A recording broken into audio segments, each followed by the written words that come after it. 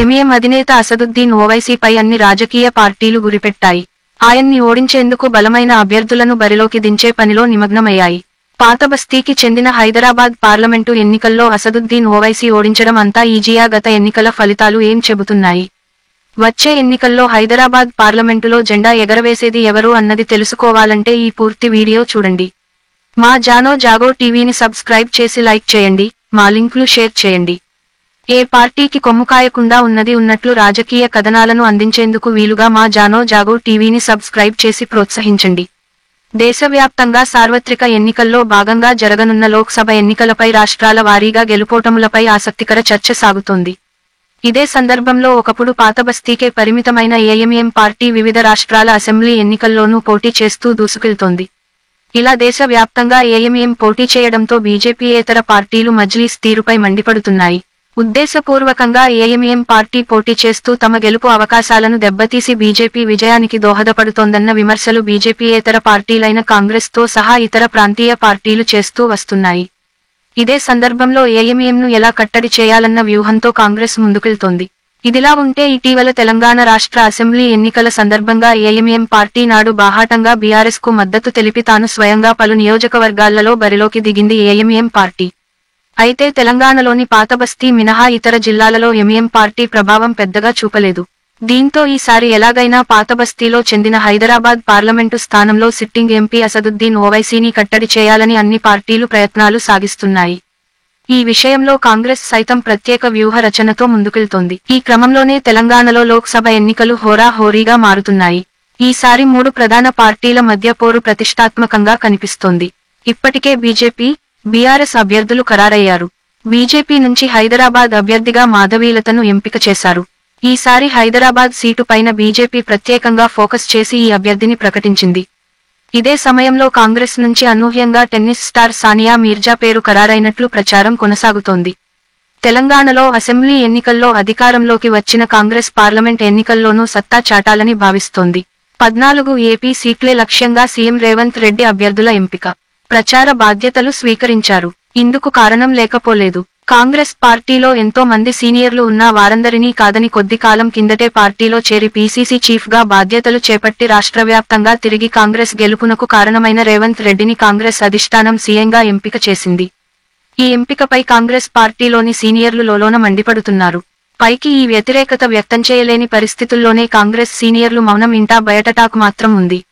ఈ పరిస్థితుల నేపథ్యంలో సీఎంతో పాటుగా పీసీసీ చీఫ్ గా ఉన్న రేవంత్ రెడ్డికి వచ్చే లోక్సభ ఎన్నికల్లో 17 స్థానాల్లోనూ పార్టీ గెలుపు అన్నది కీలకంగా మారింది.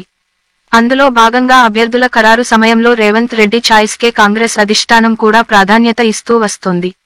ఈ క్రమంలోనే రేవంత్ రెడ్డి హైదరాబాద్ కు సంబంధించి కాంగ్రెస్ హైకమాండ్ వద్ద అనూహ్య పేరు ప్రతిపాదించినట్లు తెలుస్తోంది.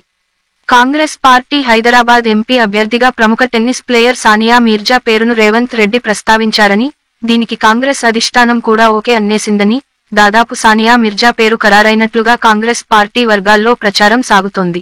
హైదరాబాద్ బరిలో టెన్నిస్ స్టార్ హైదరాబాద్ కు చెందిన సానియా మీర్జా పేరు పైన పార్టీలో ఏకాభిప్రాయం వచ్చింది. టీమిండియా మాజీ కెప్టెన్, హైదరాబాద్ కు చెందిన కాంగ్రెస్ నేత అజాహరుద్దీన్ పేరు తొలుత పరిశీలనలోకి తీసుకున్నారు. అయితే బీజేపీ నుంచి మహిళను బరిలోకి దించటంతో కాంగ్రెస్ నుంచి సానియా పేరును అజాహర్ ప్రతిపాదించినట్లు సమాచారం. దీంతో వెంటనే కాంగ్రెస్ ముఖ్య నేతలు సానియా కుటుంబ సభ్యులతో టచ్ లోకి వెళ్లారు. తొలుత అంగీకరించకపోయినా ఆ తరువాత ఓకే చెప్పినట్లు తెలుస్తోంది. టెన్నిస్ స్టార్ గా పార్టీలకు అతీతంగా సానియా మీర్జాకు హైదరాబాద్ నగరంలో గుర్తింపు ఉంది. స్టార్ ప్లేయర్ గా క్రేజ్ సాధించారు. కాంగ్రెస్ అభ్యర్థిగా సానియా మీర్జా పాక్ క్రికెటర్ షోయబ్ మాలిక్ తో విడిపోయిన తరువాత సోషల్ మీడియాలో సానియా మీర్జాకు మద్దతుగా నెటిజన్లు ముందుకు వచ్చారు. ఇక హైదరాబాద్ తొలి నుంచి మజ్లిస్ పార్టీకి కంచుకోటగా ఉంది. ఈసారి ఎలాగైనా అసద్ను ఓడించాలనేది బీజేపీ ప్లాన్. అందుకోసం ఏరికోరి మాధవీలతను ఎంపిక చేశారు. మాధవీలత ఇప్పటికే ఎన్నికల ప్రచారం ప్రారంభించారు. అయితే ఇప్పుడు సానియా మీర్జా పేరును కాంగ్రెస్ అధికారికంగా ప్రకటన చేస్తే హైదరాబాద్ ఎంపీ సీటులో ఎన్నికల పోరు మరింత ఆసక్తికరంగా మారుతోంది. సానియాతో చర్చల తరువాతనే పేరు తెర మీదకు వచ్చినట్లు చెబుతున్నారు. దీంతో ఇప్పుడు టెన్నిస్ లో అందరినీ ఆకట్టుకున్న సానియా రాజకీయ రంగంలో ఎంట్రీ ఎలా ఉండబోతోందనేది ఆసక్తిని పెంచుతోంది. ఇక 1952 నుంచి 1980 వరకు వరుసగా హైదరాబాద్ ఎంపీ సీటును కాంగ్రెస్ పార్టీ గెలుచుకోగా మధ్యలో అనగా 1971 నుండి 77 జి. ఎస్. మేల్కోటే తెలంగాణ ప్రజా సమితి తరఫున ఒక్కసారి ఎన్నికయ్యారు. ఆ తరువాత జరిగిన 1984 పార్లమెంటు ఎన్నికల నుంచి ఇప్పటి వరకు ఈ సీటులో ఎంఎం హవా కొనసాగుతూ వస్తోంది.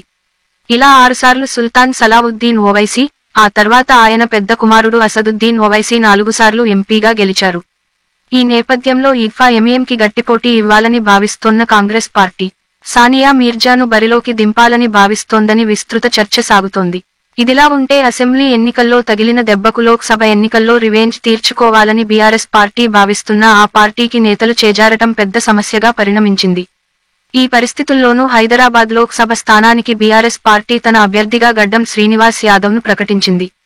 గడ్డం శ్రీనివాస్ యాదవ్ బరిలోకి దించిన బీఆర్ఎస్ హైదరాబాద్ పార్లమెంటు పరిధిలోని మెజార్టీగా ఉన్న యాదవ ఓట్లపై ఆశలు పెట్టుకుంది. ఇక హైదరాబాద్ పార్లమెంటు పరిధిలోకి మలక్పేట్, కార్వాన్, గోషామహల్, చార్మినార్, చాంద్రాయనగుట్ట, యాకుత్పురా, బహదూర్పురా అసెంబ్లీ నియోజకవర్గాలు వస్తాయి. ఇటీవల జరిగిన అసెంబ్లీ ఎన్నికల్లో ఒక గోషామహల్ తప్ప 6 నియోజకవర్గాల్లో ఎంఎం పార్టీ గెలుపొందింది. దీంతో హైదరాబాద్ పార్లమెంటులో ఎంఎం హవా ఏమిటో అర్థమైపోతోంది. ఈ నియోజకవర్గంపై నజర్ పెట్టిన బీజేపీకి గోషామహల్ తప్ప మిగతా నియోజకవర్గాలలోని ఓటర్లపై ఏమేర ప్రభావం చూపుతుందన్నది ఇప్పుడు ఆసక్తికర చర్చ సాగుతోంది.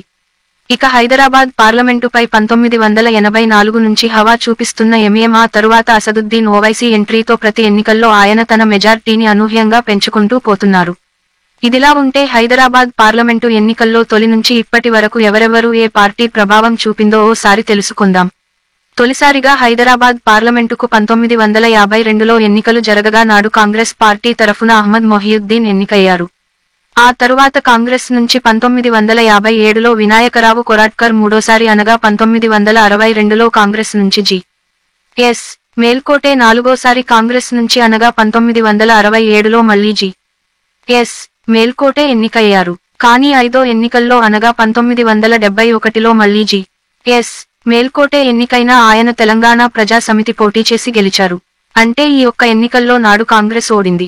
ఆ తరువాత మళ్లీ 6వ ఎన్నికల్లో మళ్లీ కాంగ్రెస్ విజయం సాధించింది. అనగా 1977లో కాంగ్రెస్ పార్టీ తరఫున కె.ఎస్. నారాయణ గెలుపొందారు. మళ్లీ 7వ ఎన్నికల్లో అనగా 1980లో కాంగ్రెస్ తరఫున కె.ఎస్. నారాయణ మరోసారి ఎన్నికయ్యారు. కానీ 8వ ఎన్నికల్లో ఎంఎం పార్టీ తరువాత కాంగ్రెస్ కు బ్రేక్ వేసి ప్రతి ఎన్నికల్లో నిరాటకంగా తన హవా కొనసాగిస్తూ వస్తోంది. 8వ లోక్సభ ఎన్నికల నుంచి హైదరాబాద్ పార్లమెంటులో తన హవా కొనసాగిస్తున్న ఎంఎం పార్టీ అసదుద్దీన్ రాకతో మరింత దూకుడుగా ముందుకెళ్తోంది. ప్రతి ఎన్నికలో అసదుద్దీన్ ఓవైసీ తన మెజార్టీని పెంచుకుంటూ పోతున్నారు. 2004 ఎన్నికల్లో తన ప్రత్యర్థిపై ఆయన 1,145 ఓట్ల మెజార్టీతో విజయం సాధించారు. ఇక 2009 ఎన్నికల్లో అసదుద్దీన్ ఇదే నియోజకవర్గం నుంచి 1,13,865 ఓట్ల మెజార్టీతో గెలిచారు. ఈ ఎన్నికల్లో గట్టిపోటీనిచ్చిన టీడీపీ అభ్యర్థి జాహిద్ అలీ ఖాన్ 1,94,000 పైచిలుకు ఓట్లు సాధించిన ఆయన ఇతర పార్టీల ఓట్లను గండికొట్టారే తప్ప అసదుద్దీన్ ఓవైసీ మెజార్టీ తగ్గించలేకపోయారు.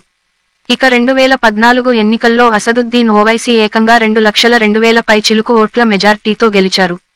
ఇక 2019 ఎన్నికల్లో ఏకంగా 2,82,000 పైచిలుకు ఓట్లతో గెలిచారు. ఇక్కడ ఏ విధంగా చూసినా అసదుద్దీన్ ఓవైసీ తన మెజార్టీని ప్రతి ఎన్నికలో అనూహ్యంగా పెంచుకుంటూ వచ్చారు.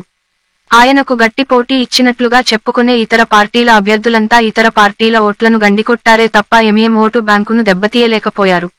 దీనిని బట్టి చూస్తే మైనార్టీ ఓటు బ్యాంకు 70%గా ఉన్న హైదరాబాద్ పార్లమెంటులో ఎంఎం రోజురోజుకు పట్టుపెంచుకుంటోందే తప్ప ఎక్కడా కూడా తన ప్రభావం కోల్పోయిన దాఖలాలు లేవు. ఈ పరిస్థితుల్లో టెన్నిస్ ప్లేయర్గా మంచి గుర్తింపు తెచ్చుకున్న సానియా మీర్జా కాంగ్రెస్ పార్టీ తరఫున బరిలోకి దిగి ఇతర పార్టీల అభ్యర్థుల ఓట్లను గండికొట్టి తన ప్రభావం చూపుతారా లేక ఎంఎం ఓటు బ్యాంకును దెబ్బతీస్తారా అన్నది కాలమే నిర్ణయిస్తుంది. బలంగా ఉన్న మైనార్టీ ఓటు బ్యాంకును దెబ్బతీయడం టెన్నిస్ స్టార్ సానియా మీర్జాకు అంతా ఈజీ ఏమీ కాదు. ఓ ముస్లిం అభ్యర్థిగా, టెన్నిస్ ప్లేయర్గా సానియా మీర్జా ఎంఎం అధినేత అసదుద్దీన్ ఓవైసీని ఏ మాత్రం నిలువరించగలదు అన్నది ఇప్పుడు ఆసక్తికర చర్చ సాగుతోంది.